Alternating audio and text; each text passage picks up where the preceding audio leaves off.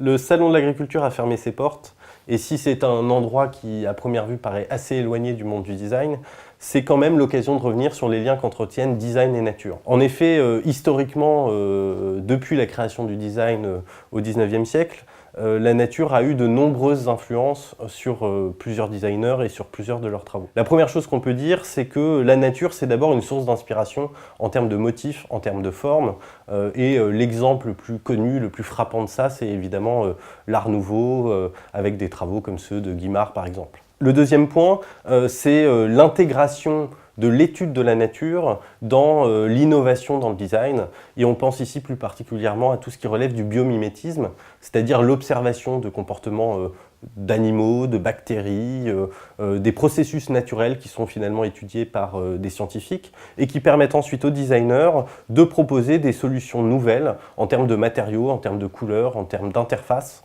à partir de ces processus. Et puis le troisième point, c'est ce que l'avenir nous réserve en quelque sorte, c'est la naturalité du design. Alors la naturalité, il faut l'entendre ici au sens que lui donnait Baudrillard dans le système des objets, c'est-à-dire l'intégration par l'homme de la nature dans un système d'objets. Donc on est assez loin en fait de l'idée de nature originelle. Et donc cet avenir que nous réserve le design d'une certaine manière, c'est tout ce qu'on entend autour du transhumanisme, du design du génome et plus globalement sur l'augmentation de l'homme par le design.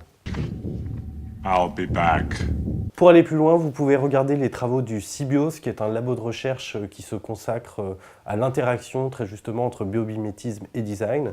Vous pouvez aussi voir les travaux de certains des étudiants du master création et technologie contemporaine de l'ENSI, ou aussi vous référez à une interview que nous avions fait à Montréal lors du sommet mondial du design d'un chercheur brésilien qui travaillait sur les questions du biomimétisme.